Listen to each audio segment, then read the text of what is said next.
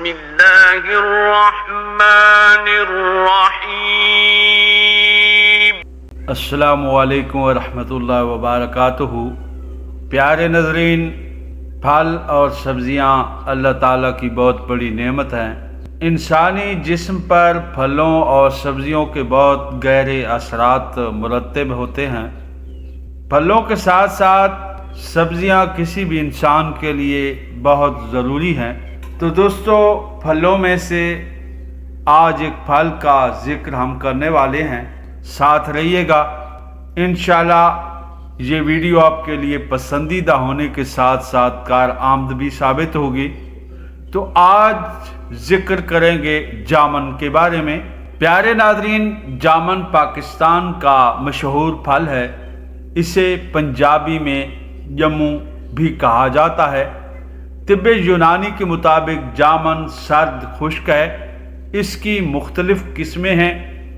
ایک قسم ایسی بھی ہے جس میں گٹھلی نہیں ہوتی۔ یہ بے حد لذیذ ہوتی ہے۔ اچھی طرح پکی ہوئی اور موٹی جامنیں کھانی چاہیے۔ جامن کا درخت ہند، چینی اور ملایا کے علاقوں میں ایک طویل عرصہ سے کاشت کیا جا رہا ہے۔ اسے برصغیر یا مشرق بعید کا پیڑی سمجھا جاتا ہے۔ اب یہ نیم استوائی خطوں میں بھی پایا جاتا ہے۔ اس کا پھل برسات کے موسم میں پک جاتا ہے اور فوراً ہی استعمال میں آ جاتا ہے۔ تو پیارے ناظرین، خون کی کمی کے مریضوں کے لیے جامن بڑی مفید چیز ہے۔ یہ مختلف امراض میں فائدہ مند ہے۔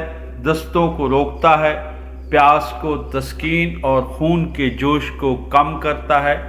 یہ بھوک لگاتا ہے اور معدہ آنتوں کے لیے بڑا فائدہ مند ہے۔ جن حضرات کے سینہ اور معدہ میں جلن ہوتی ہے، کھٹے ڈکار آتے ہوں، منہ کا ذائقہ کڑوا ہوتا ہو، ہاتھ پاؤں جلتے ہوں، ان سب کے لیے جامن مفید ہے۔ جگر کی گرمی اور کمزوری کو دور کرتا ہے۔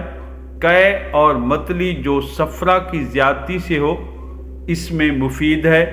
شوگر میں فائدہ مند۔ اس کے لیے دیسی طریقہ علاج میں جامن اس مرض میں روایتی دوا ہے۔ جامن لبلبہ پر مثبت اثرات مرتب کرتا ہے۔ جامن کا گودا اور بیج دونوں ہی شوگر میں استعمال کروائے جاتے ہیں۔ اس کے بیجوں میں ایک گلوکوز پایا جاتا ہے جسے جمبولین کہتے ہیں، جس کے بارے میں خیال کیا جاتا ہے کہ یہ نظام ہضم کے دوران نشاستے کو شکر میں تبدیل ہونے سے روکتا ہے۔ جامن کو خشک کر کے سفوف بنا لیا جاتا ہے۔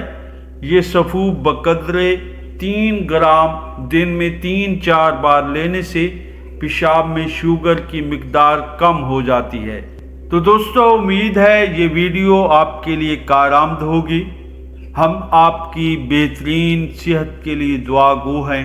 اپنی صحت کا ہمیشہ خیال رکھیں۔ اللہ تعالیٰ کی نعمتیں استعمال کریں۔